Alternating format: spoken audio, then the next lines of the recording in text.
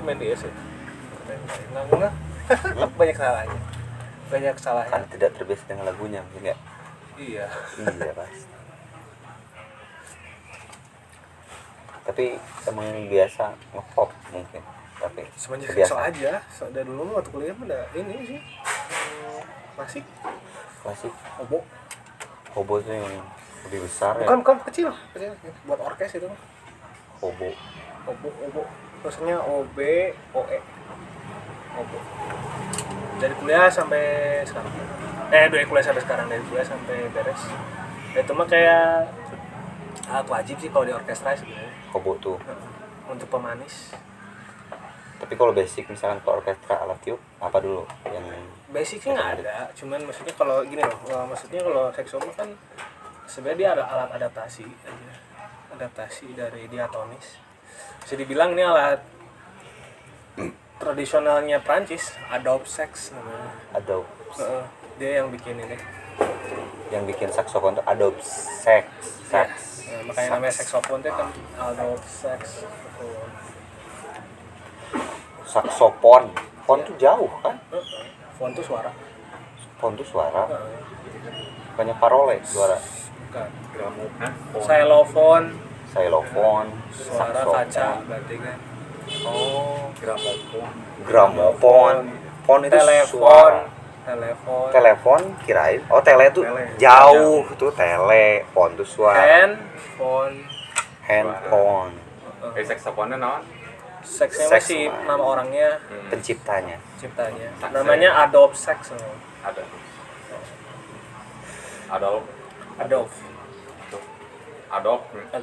Yang tadi tuh apa? Basic pertama kalau main orkestra. Nggak ada basic. Alat tiup. Jadi kalau di orkestra tuh terminologinya gini. Kalau misalnya karena ini nggak ada, jadi biasanya alat tiup itu cuma kalau di kayu ya, ini kan kayu masuknya. Enggak sih, adaptasi, jadi ada kayunya, ada ini kan brass juga gabungan gitu. Kalau di kayu itu ada oboe, ada flute, ada klarinet, ada English horn. Itu udah cukup sih. English horn Udah cukup itu English horn. Satu lagi itu apa ya, aku lupa itu namanya. Satu klarinet. Ya sih itu dari dulu. Nah, kalau brassnya baru tuh ada French horn, ada trompet, ada trombon. Brassnya tuh alat yang berbahan. Trompet itu yang kayak di militer kayak gitu-gitu. Itu wajib. Sisanya nanti menyesuaikan, nanti di dalamnya kan nanti ada kayak ada nih kayak orkesnya yang udah terkenal tuh kayak dia ada yang ini apa kayak misalnya kalau di klarinet kita kan mengenal kayak alat musiknya Squidward itu kan, pendek gitu tuh, main segini gitu, pendek. Nanti tiba-tiba sih kebutuhan orkesnya, saya pengen klarinet tapi suara bassnya. Jadi pakai bass klarinet, ada namanya. Bass klarinet lebih besar. Dia bentuknya lebih sampai kaki. Dari kita duduk ini sampai kaki. Tapi bentuknya sama kayak klarinet si Squidward itu. Cuma ukurannya lebih besar gitu. Terus ada oboe juga bisa. Misalnya aku mau ngambil nada C-nya aja, ada oboin apa sih namanya tuh? Yang suara-suara tinggi, sopranino lah istilahnya tuh gitu kalau suara-suara tinggi. Aku juga misalnya orang trombon kan cenderung bass ya, suaranya kan lebih pom gitu.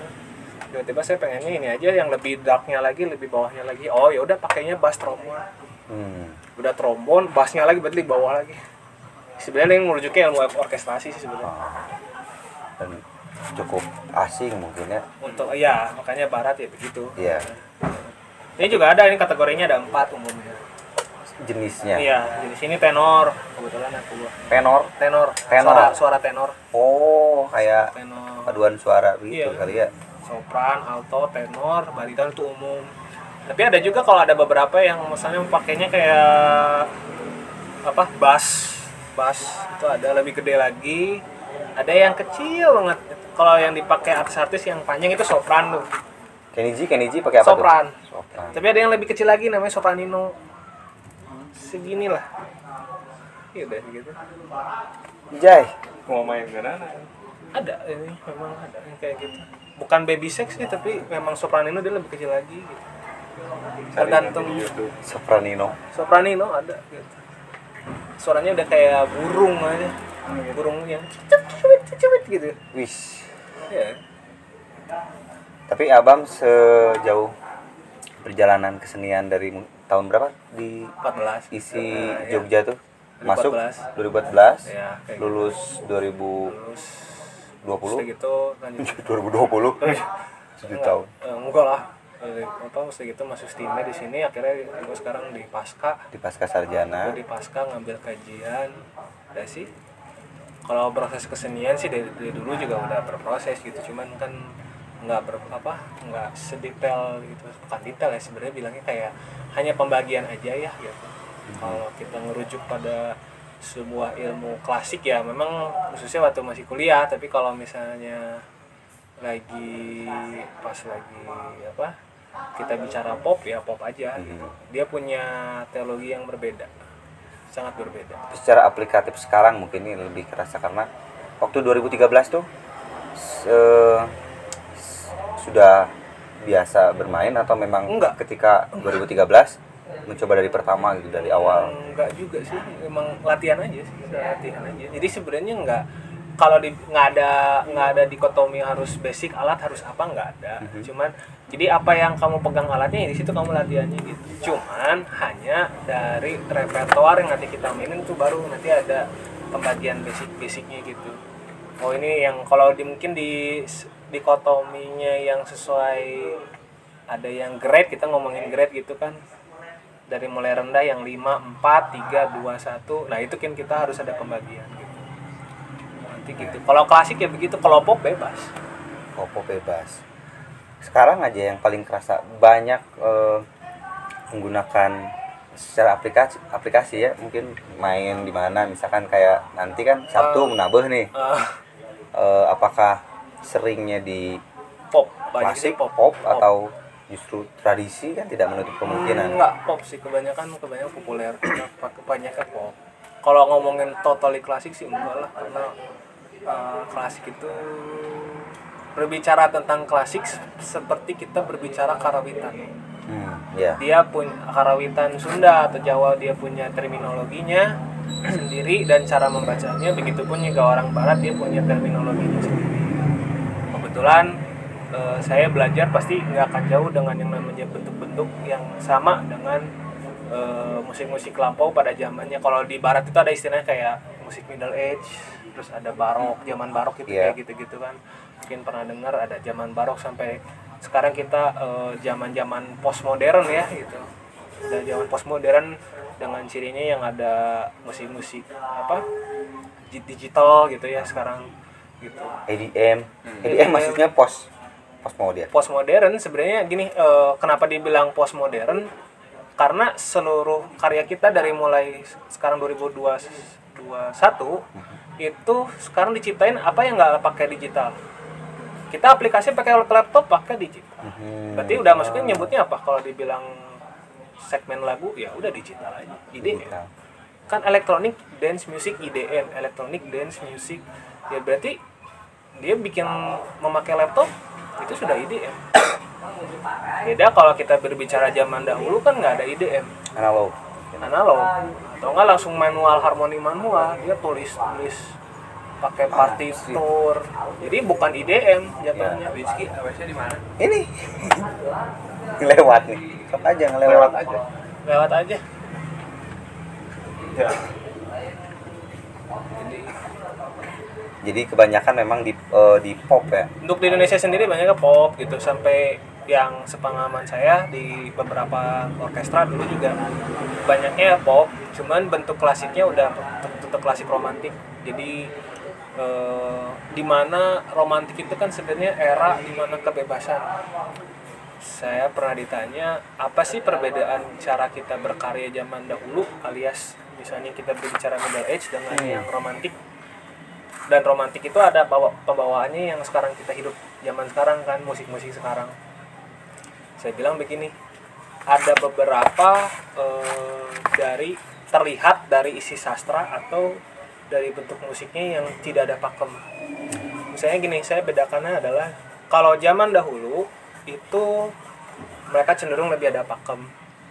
Jadi katakan saya bikin lagu tentang cinta nih gitu. Ini jelas kita bicara filsafat dulu. Mungkin untuk orang-orang yang logik atau logis itu barok adalah misalnya sesuatu musik yang harus terhitung. Gitu. Dan kalau mau dibikin sastra pun dia juga isinya begini, misalnya kayak isi sastranya tidak akan ada hasil-hasil yang menjadikan bahwa seni karya-karyanya adalah seni karya yang lebih ke arah-arah koheren, istilahnya nggak ada gitu. Contohnya gini, saya bikin sastra misalnya contohnya gini, aku mencintaimu aku mencintaimu seperti aku mendayung perahu di sungai berdua hangat bencengkrama sambil disaksikan oleh kura-kura. Untuk seniman kita yang romantik itu sangat indah, wah puitis sekali gitu istilahnya. Tapi kalau untuk orang-orang zaman dulu yang ada pakem tidak bisa. Berarti itu melanggar pakem? Bukan melanggar pakem, karena logisnya emang kura-kura ada di sungai. Oh, kura-kura ada di sungai? Enggak. Oh iya, kura-kura itu di laut. Kura-kura itu di laut, bukan di sungai. Danau barangkali. Jadi ada sesuatu yang memang di luar logis, tidak memasang logis, dan itu kan sekarang kita. Oh iya, kura-kura nggak mungkin di sungai. Iya, begitupun juga dengan, saya yakin dengan karya seni yang lain juga bentuk-bentuknya juga tidak sama. Bentuk-bentuknya seperti itu. Istilahnya tuh di era romantik kita bicara sekarang sampai saat ini bebas ya kita menerjemahkan sebuah ekspresif kita, ya udah begitu apa adanya aja. Logis nggak? Ya belum tentu. Yeah. Tapi apakah boleh? Boleh, sah-sah aja. Untuk zaman dulu nggak boleh. Ada pakem. Ada pakemnya harus gimana kayak gitu. Sekarang gini aja deh. Saya pernah sharing kemarin kan sama anak tari teman saya. Bedanya tradisi sama yang sekarang apa? Kreasi dia anak tari. Dia bilang gini, ya kalau tradisi ada pakem tuh. Ya kan biasanya gitu ya. Ada pakem harus A B C D gitu. Ketika dia masuk ke arah tarik kreasi, dia bebas, dia mau ada gerakan seperti apa. Jadi maksudnya adalah perbedaan dari estetika. Romantik yang terkenal dari era romantik. Renaissance awalnya. Jadi awalnya itu dari Renaissance sebenarnya. Awal pemecah. Tapi beririsan dengan tadi sastra ya. Semua beririsan dengan sastra. Saya yakin di teater seni ada rupa, dari seni rupa apapun gitu.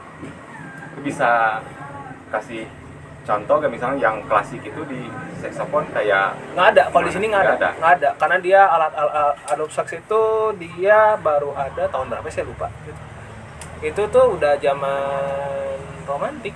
Jadi kalau dibilang karya klasiknya ada nggak ada, adanya adaptasi gitu. Kalau adanya yang dulunya apa ya, oboe, trompet itu ada, sampai skrip-skrip yang masih angka terjemahan gereja itu masih ada sampai sekarang masih ada, masih disimpan di museum kan, kita udah baca gitu. Kalau perkembangan not kan dulu gitu kuat secara pengarsipan barat memang gitu.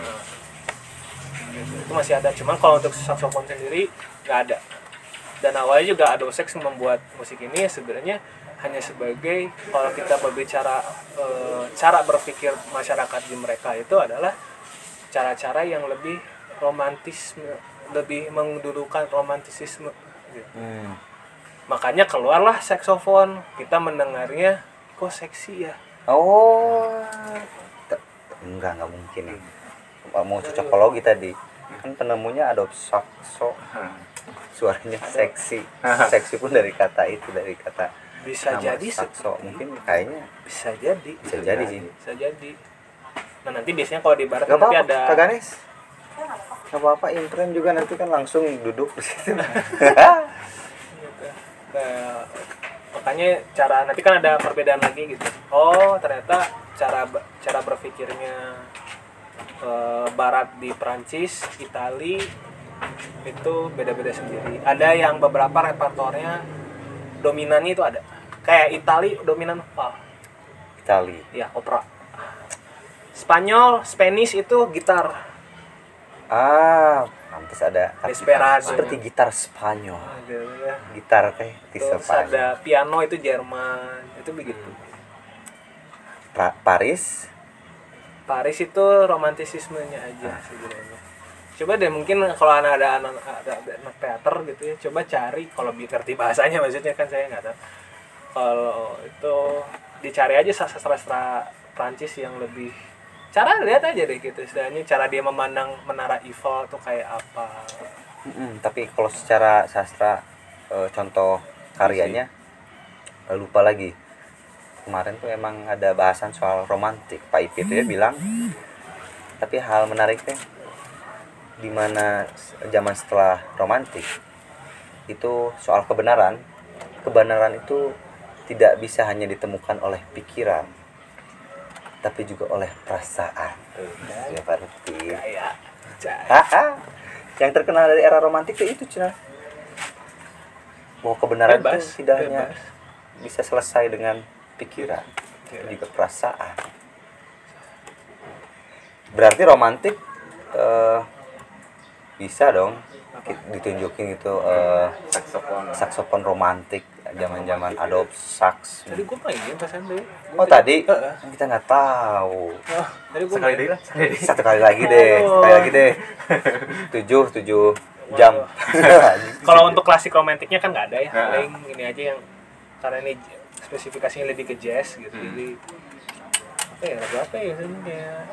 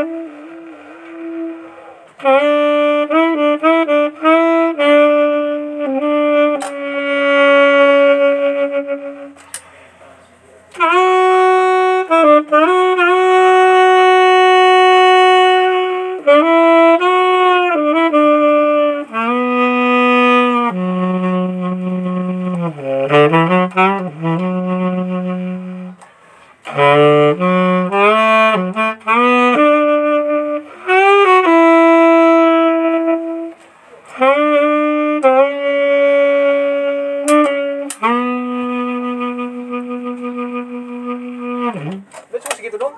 Marsilia. Sebenarnya aku. Bom.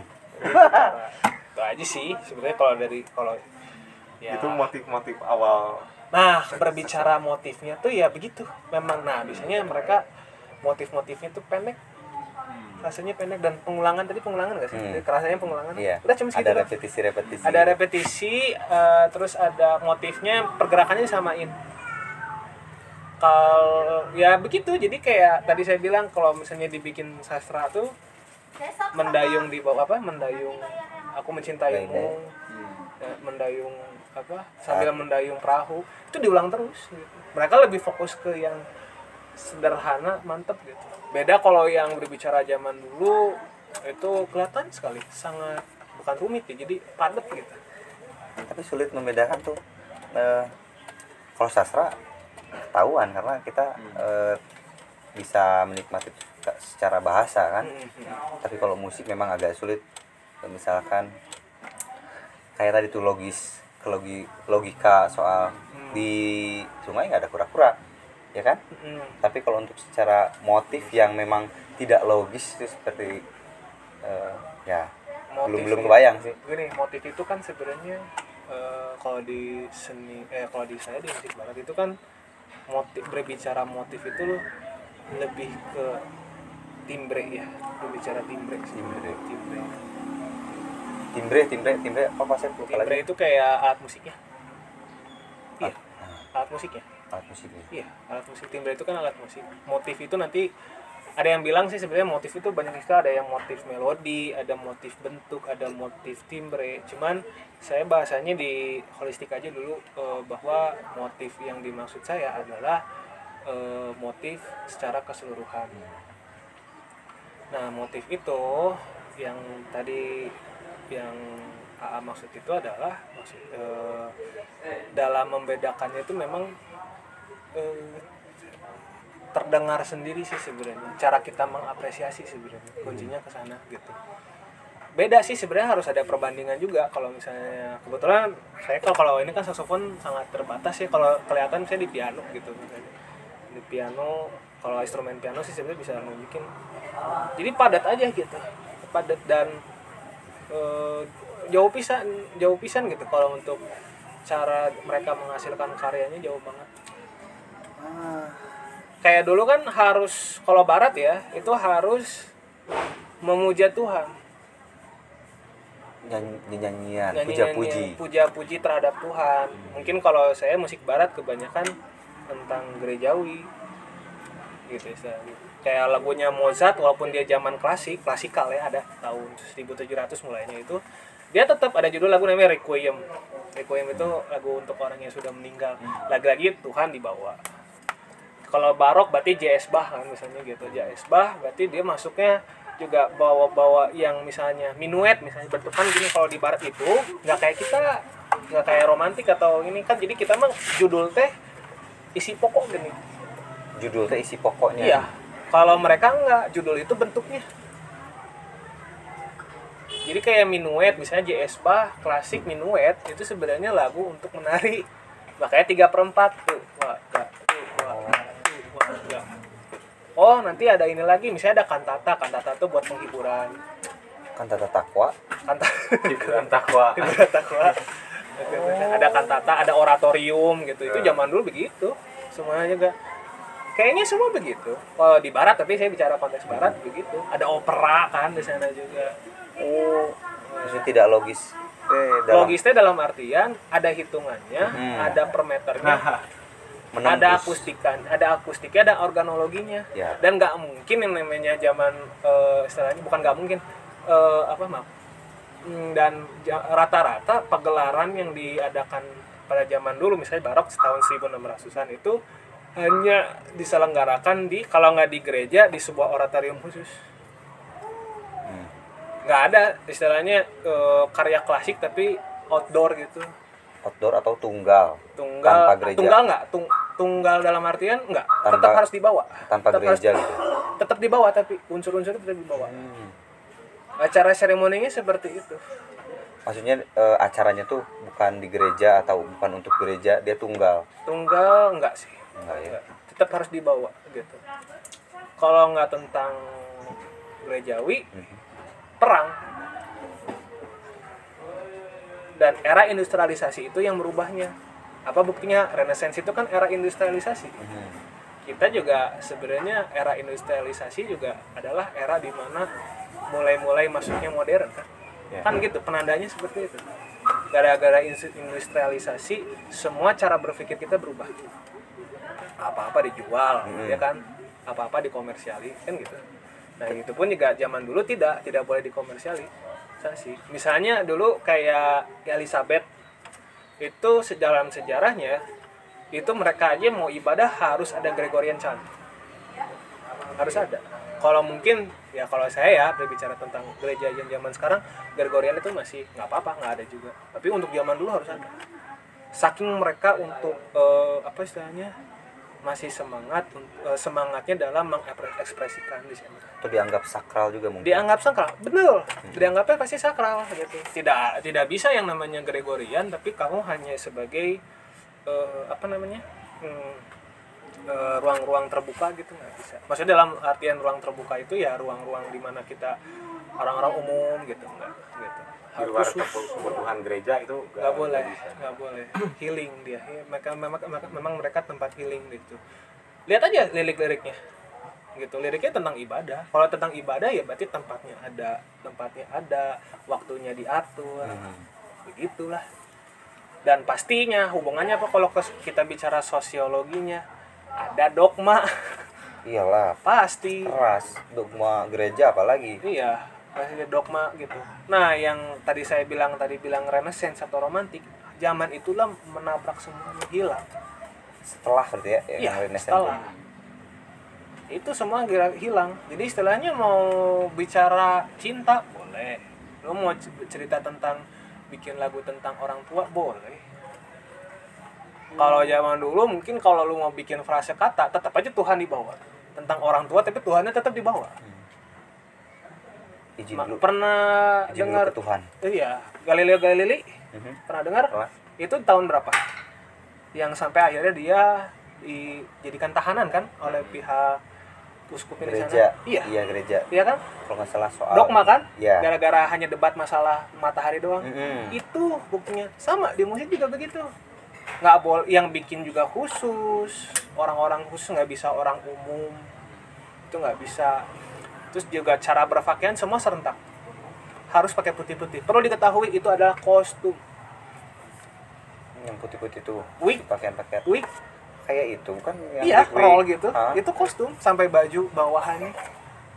Saking seninya mereka menghargainya. Memang positifnya adalah mereka istilahnya bisa menaikkan value seni pada zaman itu. Tapi untuk sekarang nggak bisa. Sah-sah aja gitu. Dan yang memainkannya juga nggak boleh orang sembarangan. Anjir. Makanya itulah alasannya saya hanya memainkan bentuk musiknya udah. Jadi bicaranya ranah kepenyajian aja. Gitu aja sih sebenarnya. Karena kalau dibandingkan dengan kita ya pasti ada lah, maksudnya yang menjaga terus tradisi itu kan menjaga tradisi. Nah, mungkin itu ya. perbedaannya. Itu perbedaannya di situ. Kalau barat nggak, udah hilang semua. Hilang. Entah hilang, entah kalau Nah, memang hilang. kalau entah hilang konspiratif sekali ya. Nggak, maksudnya Entah hilang. hilang ternyata dia tuh Enggak. merasuk ke Freemason. Sorry, bukan. Jauh.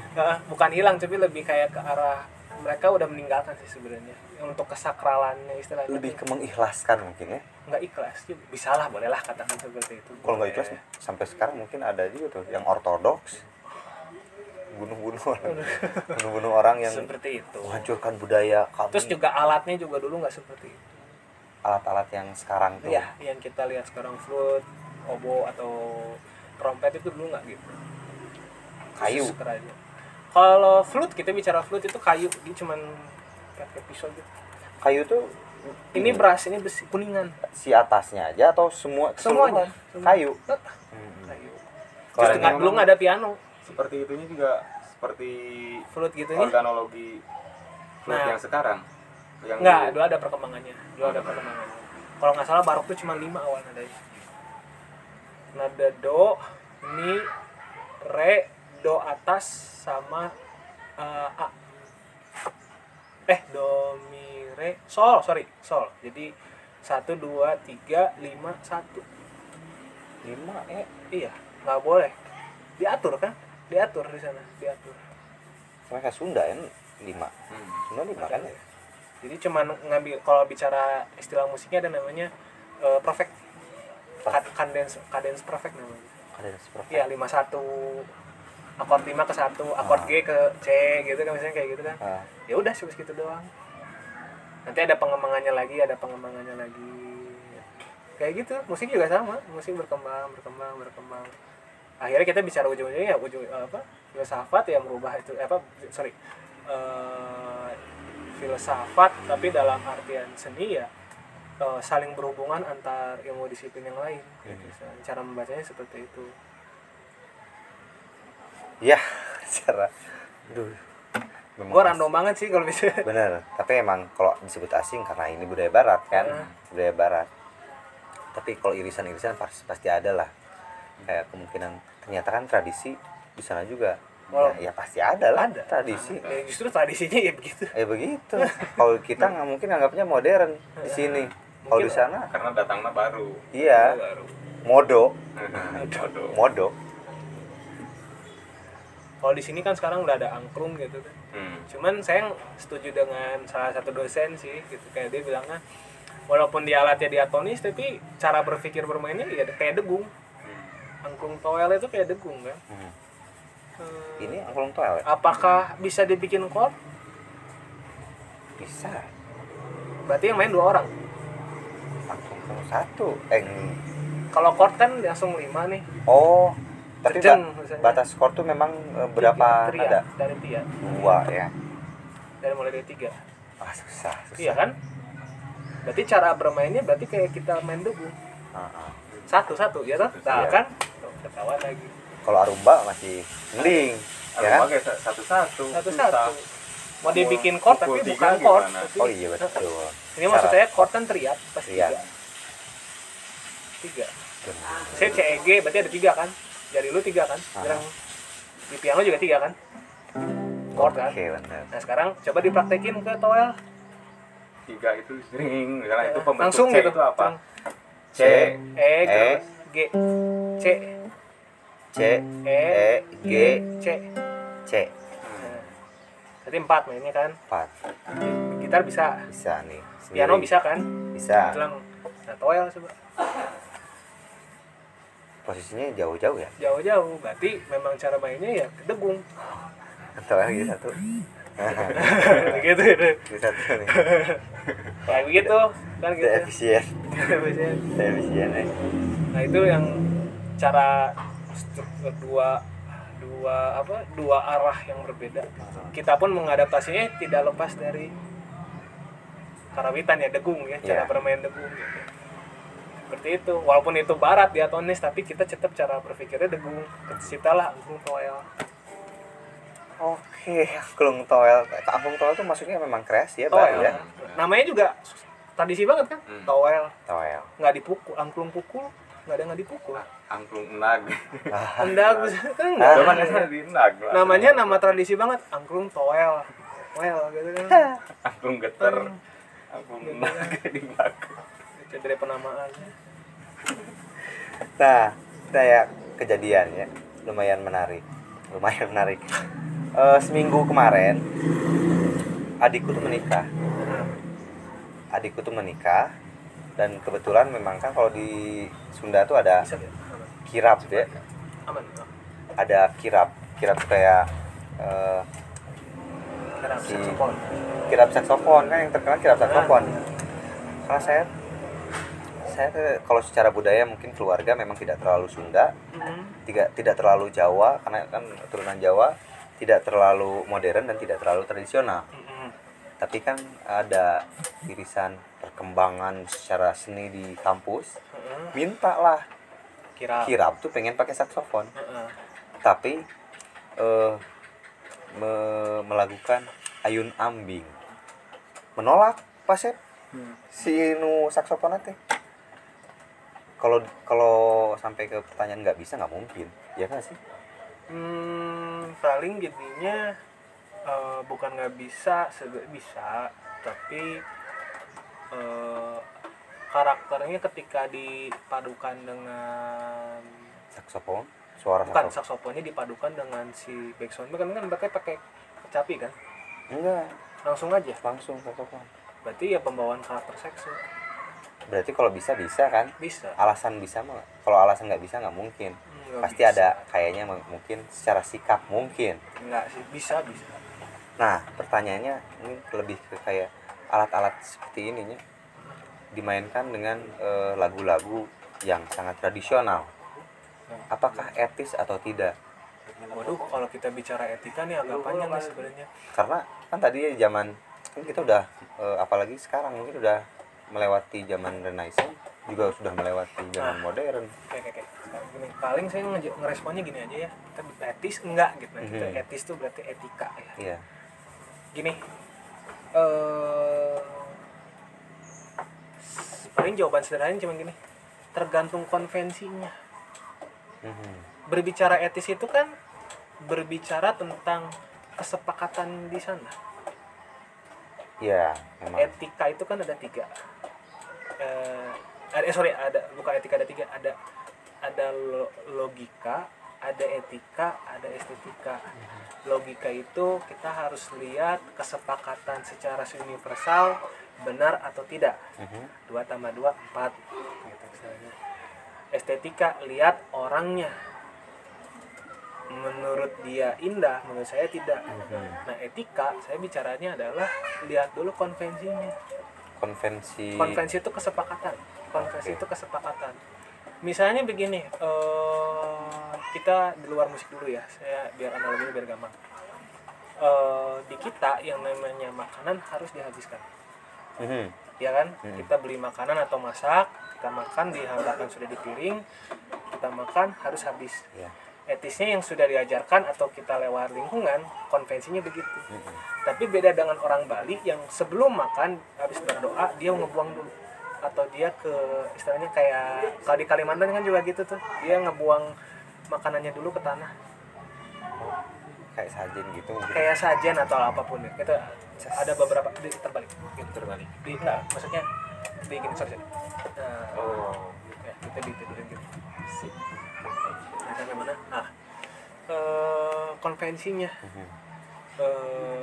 Karena mungkin bagi orang Bali misalnya dengan kita menghaturkan sebagian makanan itu adalah bentuk dari syukur. Berarti bicara etika kan? Nah, begitu apa dengan seni gitu. Kira apakah etis? Tergantung konvensi. Akan memang menjadi sebuah pro kontra, apakah etis bagi saya atau etis bagi mereka, itu tergantung orang. Lingkungan. Kecuali memang juga ada orang-orang yang ortodoks seperti semisal konservatif,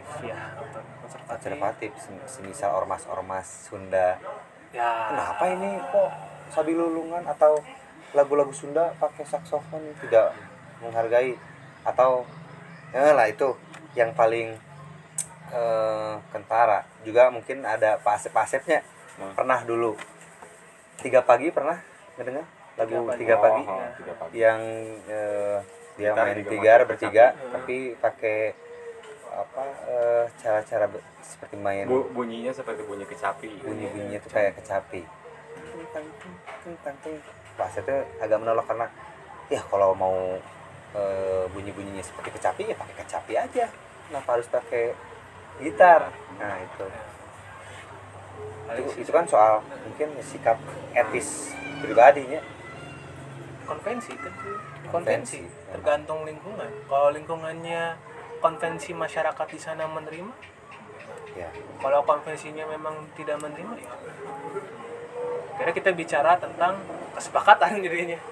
Etika ya it's mean, konvensi kalau bagi saya sih begitu. Karena memang bukan nggak konseptual ketika saksofonnya harus ayun-ayun ambing kemarin tuh. Karena pemain suling nggak ada. Kan tidak konseptual sekalinya. Tapi jadi dicocokologi nih jadi nete. Sebagai bukti perpaduan antara modern dan tradisi. Jadi saksofon coba ayun-ayun ambing. Dan bungun tetap nggak mau dia. Mungkin kebiasaannya barat. Ya kali seperti itu. Lagu wedding. Atau tuh bisa kan? Nggak bisa karena katanya udah kenal ya ayun ambing tahu pasti orang Sunda kok. Ya balik ke sikap itu. Mungkin dia juga punya perasaan ya kalau saksofon ya harus khusus lagu-lagu itu. Kalau kecapi ya itu. Tidak seperti Ayah Dodi yang maha kontemporer. Dodi Satya dosen di Karawitan. Kan sangat kontemporer ya. Tapi kalau dia main tarawangsa tetap tarawangsa serius. Main jentreng gitu ya. Main jentreng we.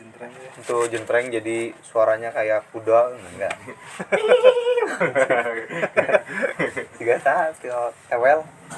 Gitarisna kantata teh kan. Toto tewel. Gitar jadi suara kuda anjing. Kan dia Jo Satriani gitu. gitar jadi suara kuda, suara mesin, suara Efek sirine, suara sirine sama Tomorello, suara sirine, Suara- suara helikopter. wah memang sangat luas. Luas. Kita udah lewat dari zaman industrialisasi, penafsiran apapun pasti bebas. Tapi bertanggung jawab. Tanggung jawab. Tanggung jawab. Tanggung jawab. Maksudnya lo bisa mempertanggungjawabkan karya. Mengerjakan karya. Kalau sekarang tuh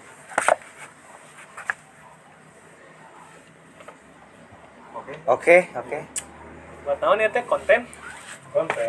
lebih ke enggak konten, tapi emang jadi seakan-akan seremonialnya, padahal mah ngobrol-ngobrol biasa, tapi lebih indahnya terekam.